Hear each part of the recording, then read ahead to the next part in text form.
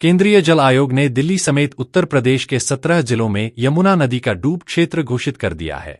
आयोग ने इसकी विस्तृत रिपोर्ट नेशनल ग्रीन ट्रिब्यूनल को सौंप दी है। इसकी अधिसूचना भी जारी की गई है। अब डूब क्षेत्र के संबंध में सुप्रीम कोर्ट के सभी आदेश अत्यधिक प्रभावी हो जाएंगे। यमुना का डूब क्षेत्र निर्धारित करने के लिए एनजीटी में लंबे समय से 2 याचिकाओं की सुनवाई चल रही थी। वर्ष 2018 में जैकब कोसी बनाम केंद्र और 2022 में डॉक्टर शरद गुप्ता बनाम उत्तर प्रदेश राज्य की याचिकाओं की सुनवाई के दौरान एनजीटी ने 2018 में केंद्रीय जल आयोग, जल शक्ति मंत्रालय को यमुना के क्रिटिकल रीच असगरपुर से इटावा और शाहपुर से प्रयागराज तक फ्लड जोन के चिन्हांकन के निर्देश दिए गए थे। इसके बाद OA 316/2022 में पारित आदेश के तहत सिंचाई एवं जल संसाधन विभाग उत्तर प्रदेश को यमुना में फ्लड जोन के चिन्हांकन की रिपोर्ट 30 नवंबर 2024 तक पेश करने को कहा गया था। साथ ही 21 दिसंबर 2024 तक इसका गजट नोटिफिकेशन करने के निर्देश भी दिए गए थे। इसके अनुपालन में केंद्रीय जल आयोग ने 30 नवंबर 2024 को दिल्ली समेत प्रदेश के 17 जिलों में फ्लड जोन की अंतिम रिपोर्ट लैटिट्यूड और लॉन्गिट्यूड के साथ आयोग को उपलब्ध कराई थी। इसके बाद 5 दिसंबर 2024 तक सभी खंडों का भौतिक परीक्षण किया गया। एनजीटी में संबंधित रिपोर्ट पेश करने के बाद केंद्रीय जल आयोग ने 21 दिसंबर 2024 को डूब क्षेत्र की अधिसूचना भी जारी कर दी है। एनजीटी में डॉक्टर शरद गुप्ता की ओर से दिल्ली की लॉ फर्म ANG सॉलिसिटर के अधिवक्ता अंशुल गुप्ता और ऋषभ धारिया ने पैरवी की थी। दिल्ली समेत यूपी के 17 जिलों में डूब क्षेत्र निर्धारित करने के लिए जल आयोग ने हैदराबाद की रिमोट सेंसिंग कंपनी से काम लिया है। आयोग और सिंचाई विभाग की 11 सदस्यीय कमेटी भी साथ रही। इसमें डूब क्षेत्र को डिफरेंशियल ग्लोबल पोजिशनिंग सिस्टम से चिन्हित किया गया है। यह पूरा दस्तावेज 456 पन्नों का है।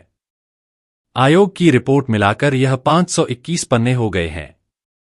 अंतिम रिपोर्ट में जिलाधिकारी आगरा की ओर से 17 नवंबर 2023 को एनजीटी में पेश रिपोर्ट का भी हवाला दिया गया है कि जिले में डूब क्षेत्र चिन्हित करके 1020 पिलर, मुड्डियां गाड़ दी गई हैं। इन्हें नदी के दोनों ओर गाड़ा गया है, यानी इनके अंदर ही डूब क्षेत्र को माना जाएगा। अंतिम रिपोर्ट में लेफ्ट बैंक में अधिकतम 2.5 किलोमीटर, राइट बैंक में अधिकतम 5 किलोमीटर चिन्हित किया गया है। जल आयोग के साथ चिन्हांकन करने वाली निजी एजेंसी ने यमुना नदी वाले सभी शहरों में बीते 100 साल के रिकॉर्ड का अध्ययन किया। इससे तय किया गया कि विभिन्न जिलों में बाढ़ का न्यूनतम और अधिकतम स्तर कहां तक रहा है। इसी के आधार पर GPS के आधार पर रिपोर्ट तैयार की गई। स्थानीय जिला प्रशासन ने भी इसी दौरान संबंधित जिलों के डूब क्षेत्र में पिलर स्थापित भी किए हैं। दिल्ली के अलावा गौतम बुद्ध नगर, अलीगढ़, मथुरा, हाथरस, आगरा, फिरोजाबाद, इटावा, जालौन, औरैया, कानपुर देहात, हमीरपुर, कानपुर, फतेहपुर, बांदा, चित्रकूट, कौशाम्बी और प्रयागराज। दरअसल आगरा के पर्यावरणविद डॉक्टर शरद गुप्ता ने 2022 में ताजमहल के पीछे अवैध खनन की शिकायत करते हुए एनजीटी में याचिका दायर की थी। इसमें उन्होंने कहा था कि खनन से ताजमहल के आसपास वन क्षेत्र के साथ इकोलॉजिकल चेन भी प्रभावित हो रही है। इससे ताज के आसपास का प्राकृतिक और असली लैंडस्केप भी खराब हो रहा है। यह डूब क्षेत्र को भी प्रभावित करेगा। इस पर एनजीटी ने केंद्रीय जल आयोग, जल शक्ति मंत्रालय से यमुना के फ्लड जोन के बारे में पूछा।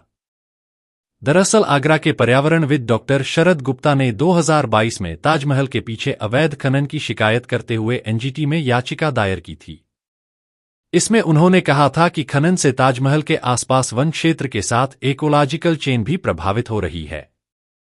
इससे ताज के आसपास का प्राकृतिक और असली लैंडस्केप भी खराब हो रहा है। यह डूब क्षेत्र को भी प्रभावित करेगा। इस पर एनजीटी ने केंद्रीय जल आयोग, जल शक्ति मंत्रालय से यमुना के फ्लड जोन के बारे में पूछा।